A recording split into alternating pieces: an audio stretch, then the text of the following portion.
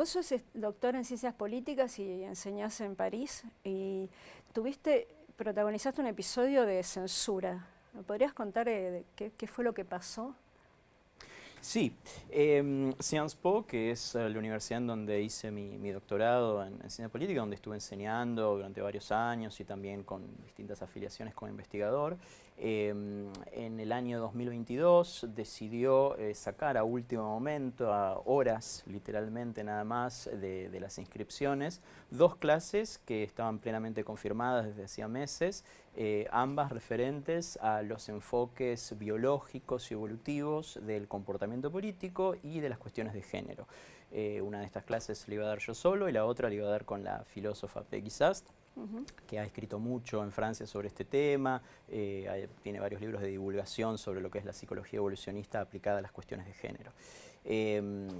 Esto fue un misterio de por qué se eliminaron estas clases, pero la realidad es que hubo un llamado de parte de las gender scholars, digamos, de las personas que hacen estudios de género de Sciences Po, que tienen un centro allí que tiene bastante importancia, para pedir expresamente que se sacaran estas clases.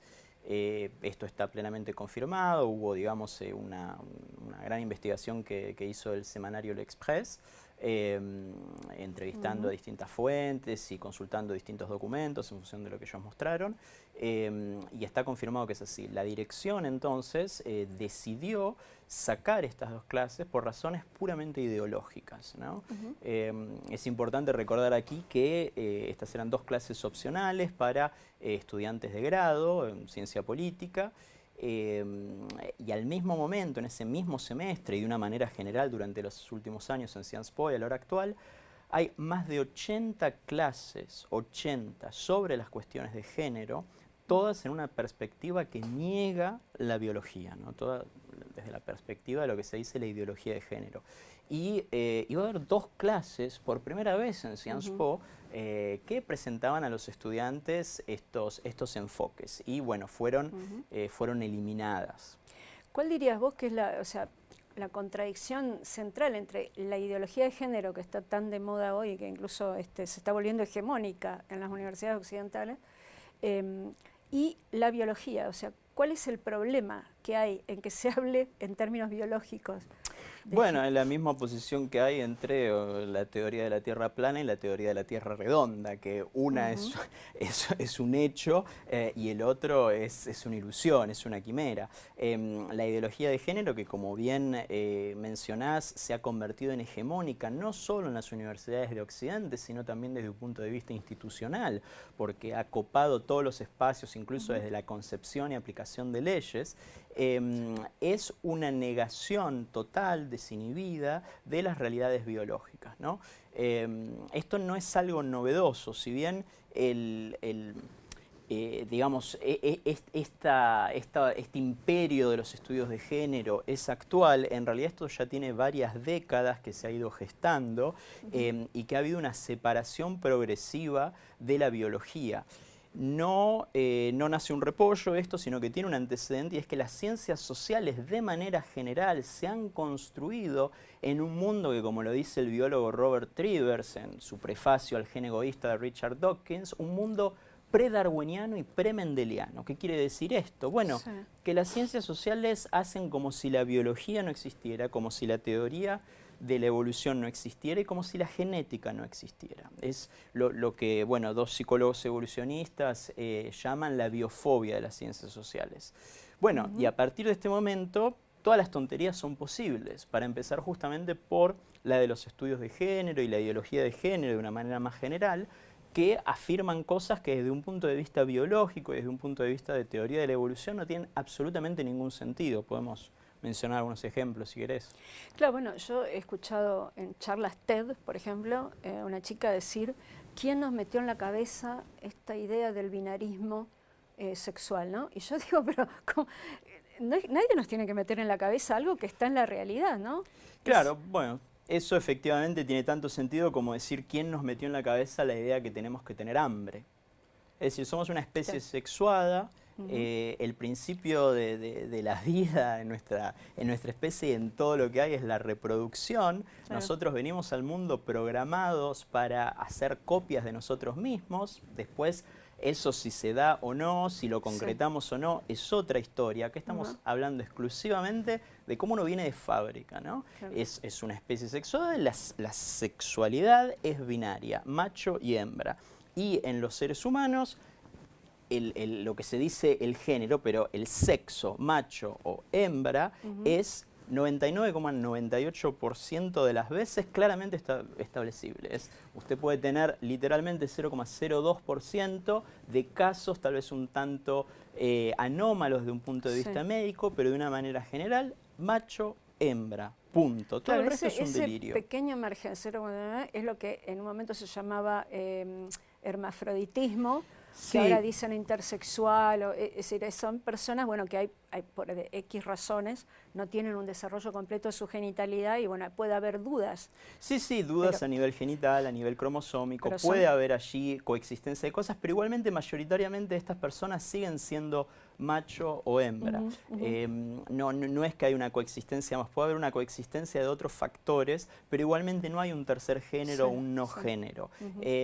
Digamos, cada célula de nuestro cuerpo es o macho o hembra, no hay una tercera opción. Ese es otro problema de la ideología de género, que niega que entre hombre y mujer exista otra diferencia que no sea los genitales, ¿no? Es decir, he llegado incluso a la expresión de los genitales que portamos no definen nuestra identidad. Bueno, la biología niega eso. Sí, es decir, bueno, esto es muy curioso, ¿no? A ver, todo el mundo acepta que los ojos están para ver, el estómago para digerir, pero los genitales estarían allí de manera accesoria por un capricho de la naturaleza. No, los genitales desde luego son inherentes a la sexualidad. No en sí al sexo, que no se establece ni por la genitalidad, ni tampoco por las cuestiones cromosómicas, se establece a nivel de los gametos. Es decir, quien tiene espermatozoide y ovario, digamos, múltiples gametos móviles o un único gameto fijo, ¿no? Eso es básicamente cómo funciona, y usted está en una categoría o en otra. Claro. Te aclaremos que no tiene que ver con la orientación sexual, porque cuando uno habla de estas cosas, enseguida, ¿qué dicen? Transfobia, lesbofobia, homofobia, enseguida hay calificativos y entonces es como que se cancela la discusión. Sí, desde luego. Digamos que hay allí, en efecto, todas estas posiciones, sea ya la ideología de género, la cuestión trans, los embates del feminismo contra la realidad, como no tienen argumentos científicos, como es una ilusión todo lo que proponen, solamente pueden imponer su ilusión en la realidad mediante dos vías. La primera es la censura, la cancelación. Como ha pasado conmigo, como pasa con innumerables académicos, como sucede en la universidad de una manera general, quizá vamos a conversar ahora al respecto. La otra vía es la moralización, es decir, si usted va por este camino de tratar de afirmar la biología, etcétera, usted inmediatamente es una persona misógina, una persona transfoba, etcétera. Bueno, eso no solo es totalmente falso, desde luego, sino que además es justamente lo contrario. Esta ideología se presenta como progresista, pero en realidad es profundamente retrógrada, por distintas razones. La primera, porque hace del estereotipo la norma, ¿no? Entonces, si usted, digamos, es un varón que tiene, digamos, dentro del estereotipo conductas que se podrían catalogar como femeninas, y lo mismo a la inversa para una nena, bueno, inmediatamente usted es alguien del sexo contrario. Eso es hacer del estereotipo la norma, cuando no tiene nada que ver. Lo único que puede suceder es que usted sea homosexual, en cuyo caso, como lo sabemos estadísticamente, los niños que después de grandes van a tener una orientación sexual homosexual, tienen comportamientos que están asociados con el estereotipo. Punto, no tiene nada que ver con, digamos, su género en sí, con su sexo. Claro. Esa es una de esas cuestiones. Yo lo que me preocupa, o me parece preocupante, son las consecuencias de esta ideología, porque yo veo que, por ejemplo, han impregnado en la universidad, hay un discurso único, se acepta una sola versión. Y después hay otro problema que lo podemos hablar más tarde, que es el tema del transgenerismo como propuesta para todo el mundo, ¿no? Sí, efectivamente. A ver, empezando por el tema de la universidad. La universidad está totalmente perdida en Occidente de una manera general. Eso hay que aceptarlo. O sea, esa es la primera piedra, eso no lo digo yo. Empieza a haber cada vez un mayor consenso, por citar solamente a algunas personas, no sé, el filósofo americano Peter Boghossian, el filósofo francés Jean-François Braunstein, digamos, gente que ha escrito sobre estos temas y que está en esto. ¿Por qué la universidad está totalmente perdida? Bueno, porque hoy en día la universidad impide la ciencia. Esto parece paradójico, pero es la realidad. Hay un ejemplo que puedo dar allí que a mí siempre lo evoco porque me parece bastante elocuente del problema al cual nos enfrentamos.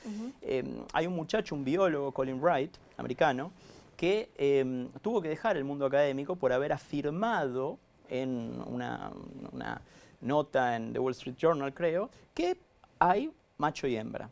Digamos, un biólogo que tiene que dejar su carrera académica, que comienza a ser atosigado, perseguido por decir esta realidad. Entonces, él está desde fuera de la academia tratando de explicar esta realidad biológica. Y usted tiene al mismo tiempo, por ejemplo, un primatólogo de la Universidad de Princeton que utiliza su autoridad epistémica, que utiliza su cátedra para tratar de destruir, digamos, estos conocimientos y decir que es todo arbitrario y que si usted dice que hay macho y hembra, usted es alguien misógino y transfobo y etcétera. La universidad de una manera general se ha convertido en esto porque desarrolla, digamos, cuando usted entra, sobre todo en las ciencias sociales, pero de una manera general, los estudios que uno va a llevar adelante allí niegan este tipo de realidades. Esto está totalmente ideologizado, está totalmente capturado, que no tiene que ver con una cuestión de adoctrinamiento en sí, desde luego que hay adoctrinamiento, pero no es que usted le van a lavar el cerebro, como se dice. Lo único que sucede es que el conocimiento que usted tiene que repetir para poder obtener el diploma es este. Claro. O acepta eso, si le gusta o no le gusta, eso es otra historia. Claro, así van condicionando los temas, ¿no? Porque, por ejemplo, uno dice, no, ahora, hoy día, por ejemplo, yo digo, si vos querés que te vaya bien en la universidad, tenés que hablar de género, hablar de la invisibilización de la mujer o de la invisibilización de la raza negra en no sé dónde. Sí. De otra forma, es muy difícil que prosperes o que te recibas, que llegues a ser profesor. No solamente es difícil, es imposible. Mire, en la Comisión Europea, ¿no?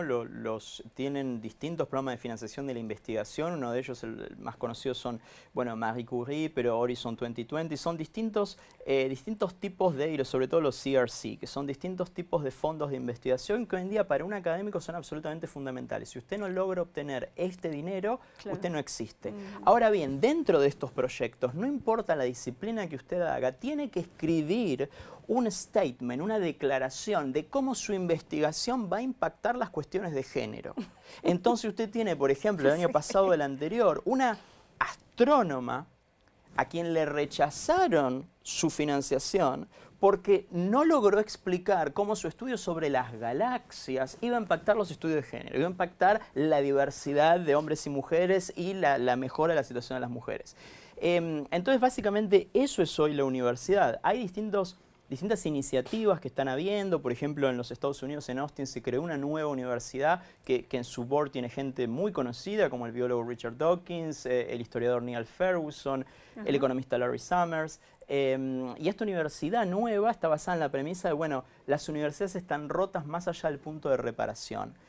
Sigue siendo una universidad, lo cual crea un problema, ¿no? Porque bueno, estamos reemplazando universidades. No se sabe todavía cuál es el modelo que podemos seguir. No tenemos que olvidar que la universidad es una institución que tiene literalmente un milenio y se ha convertido en algo absolutamente fundamental en nuestras sociedades de la información. Pero es justamente por eso, por lo cual se está dando un problema, ¿no? A ver, yo estoy diciendo que la gente que viene, por ejemplo, de las ciencias sociales, quienes se han formado como yo en ciencia política, quienes se forman en sociología, reciben una educación que es falaciosa, reciben una educación que es falsa, ¿no? Claro. ¿Usted diría a un médico que en lugar de formarse en microbiología se formó en curación chamánica astral?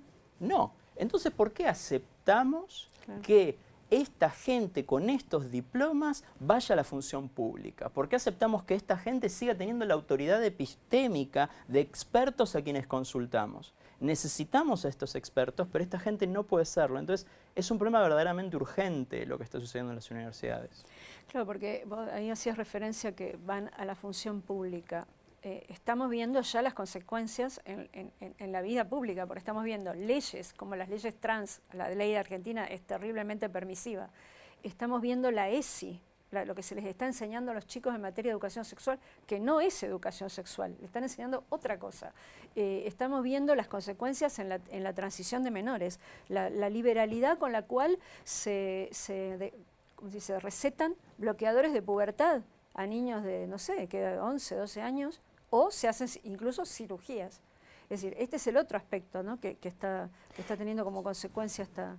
Sí, las consecuencias en efecto van, digamos, hay un espectro, sí, utilizando el término sí, que tanto aprecian quienes saben de cuestiones de género, hay un espectro de consecuencias desde las dañinas hasta las monstruosas, ¿no? sí. Si empezamos por las dañinas, algo muy sencillo, pero digamos es muy probable, no he visto las estadísticas, pero estoy seguro que gente, digamos, que está dentro de cierto rango etario, digamos jóvenes, estén teniendo problemas en lo que se dice el mundo del mating o el mundo del dating, ¿no? Sencillamente las relaciones entre hombres y mujeres. Claro. Bueno, esto tiene, digamos, esta negación de las realidades biológicas, estas mentiras, estas falsedades avanzadas institucionalmente también por la ideología de género, impactan en la manera en la cual uno nos relacionamos. Si las mujeres consideran que hay un patriarcado, que los hombres solo ejercen una relación de dominación, etcétera, bueno, no pueden tener una relación sana con el otro sexo. Al mismo tiempo, si los hombres no tienen noción, por ejemplo, por citar un caso entre otros tantos, digamos que los hombres tienen mayor deseo sexual que las mujeres, o qué es lo que un hombre desea en una mujer, cuáles son los atributos en una hembra humana que el macho humano aprecia, que eso son cosas totalmente establecidas, uno no puede tener una relación sana. Eso está en el rango que decía de lo dañino. En el otro extremo vamos a lo monstruoso, ¿no? Lo monstruoso, que es lo que vos mencionabas de la cuestión de los menores trans. Estamos en presencia del peor escándalo médico en la historia. Sí.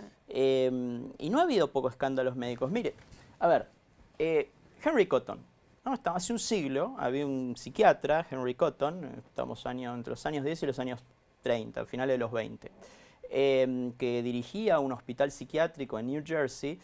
Y él tenía esta teoría de que todas las enfermedades mentales se causaban por infecciones dentales. Ajá. Entonces usted iba con una depresión y la cura era sacarle todos los dientes.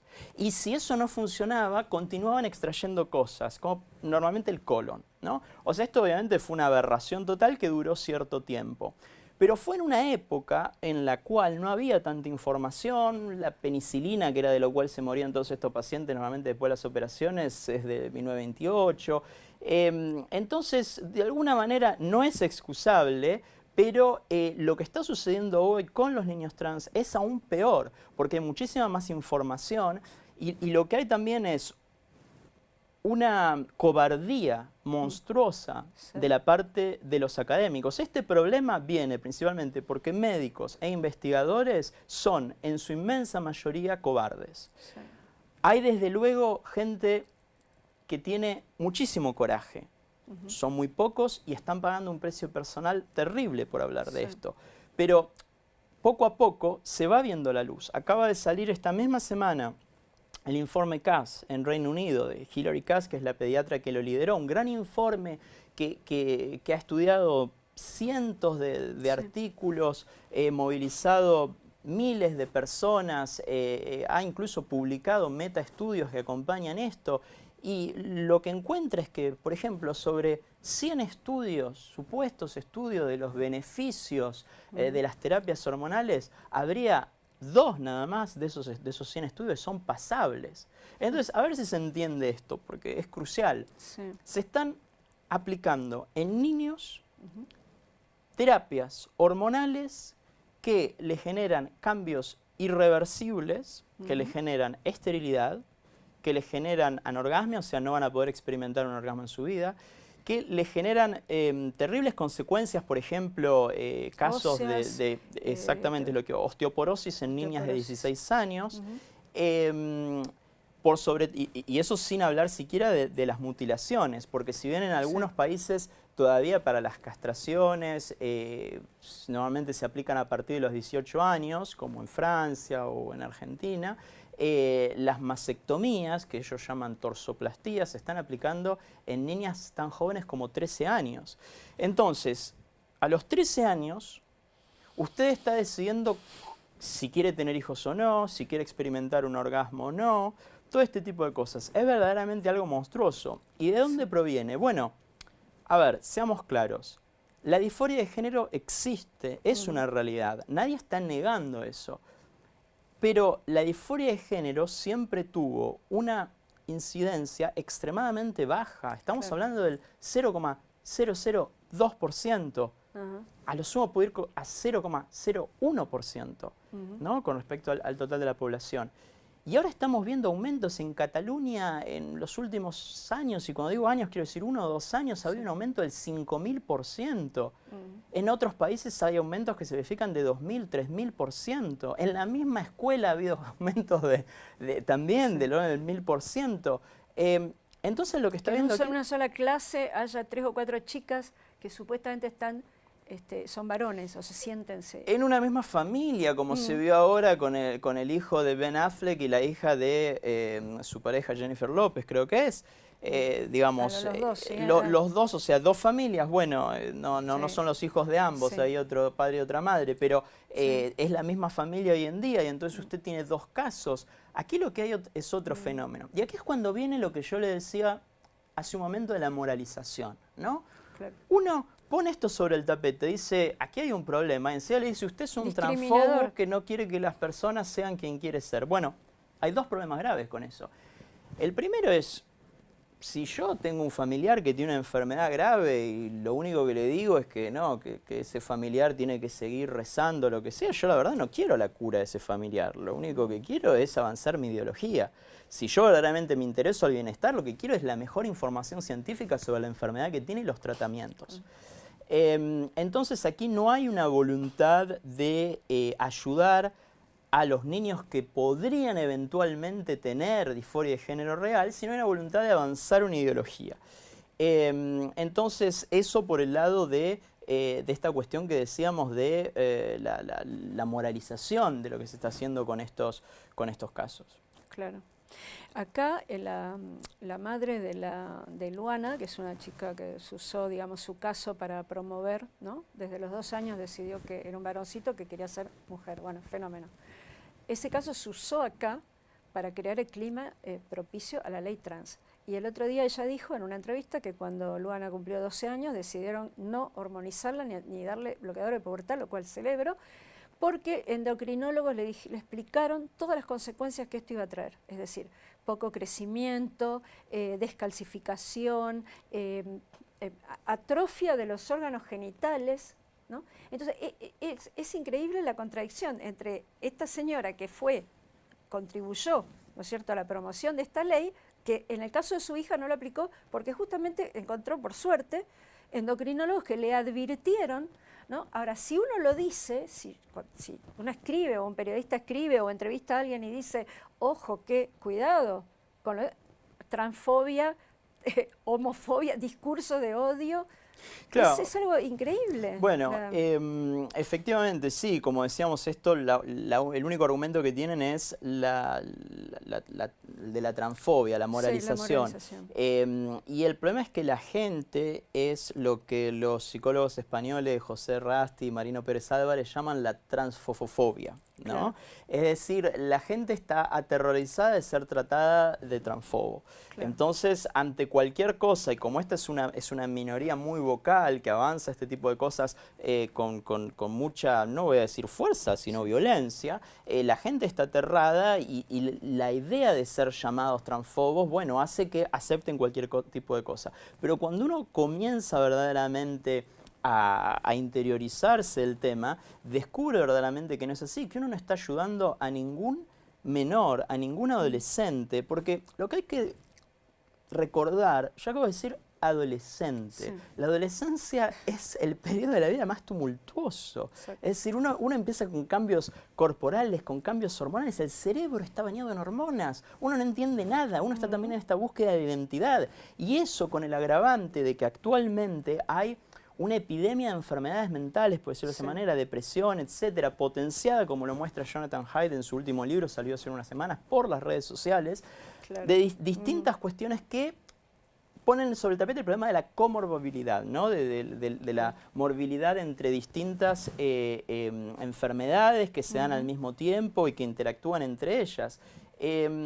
Pero lo que es interesante también, por ejemplo, lo que mostró el informe CAS ahora recientemente, este informe fue para menores, pero lo que estableció también, y ahora ya está prohibido en Reino Unido, a partir de este informe se acabó. Reino Unido no hay más transición hormonal, no hay más transición, lo cual es comprensible porque la transición hormonal es experimental.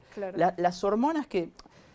La hormona que se utiliza para, por ejemplo, como un bloqueador de pubertad, es algo que se utiliza para cáncer de próstata, que se utiliza para pubertad verdaderamente temprana, por ejemplo, una niña de 4 años que tienen que parar de alguna manera, y que se utiliza también en la castración química de violadores multirecidivistas en los Estados Unidos. Bueno, entonces, esto que no había ningún estudio que pruebe el supuesto beneficio, bueno, ahora volvió la razón y se impidió. Pero lo interesante del estudio es que ahora el próximo paso es pasar a los mayores. Porque también se está viendo, o sea, hay innumerosos escándalos en gran cantidad de clínicas de transición de género, por ejemplo, Tavistock en Reino Unido y tantas otras en Estados Unidos, y ahora también se va a pasar a eso. Entonces, la cuestión aquí en este tema es tratar de ver qué caso es verdaderamente disforia de género y qué caso no lo es. Y todo el mundo tendría que estar de acuerdo con esto. Ahí también hay una contradicción, porque ellos quieren despatologizar la disforia, es decir, que sea simplemente a mí se me ocurre que yo soy de otro sexo, listo. No hay ninguna. Y a la vez quieren ser financiados, o sea, quieren que su transición sea financiada por la Seguridad Social. Entonces, ¿es un tema de salud o no es un tema de salud? Bueno, eso también pone sobre la mesa la cuestión de, efectivamente, desde luego que hay distintos intereses que convergen en este tema. Por un lado, claramente, lobbies farmacéuticos. No hay que olvidar que una persona que inicia un tratamiento hormonal va a mantener ese tratamiento hormonal por el resto de su vida, costando, sea ya su propio bolsillo al Estado, más allá de eso, depende del caso, pero alrededor de $50.000 anuales, ¿no? Entonces, bueno, hagan las cuentas de cuánto es eso en una vida. Y por otro lado, el lobby sencillamente de los ideólogos del género, que todo esto viene...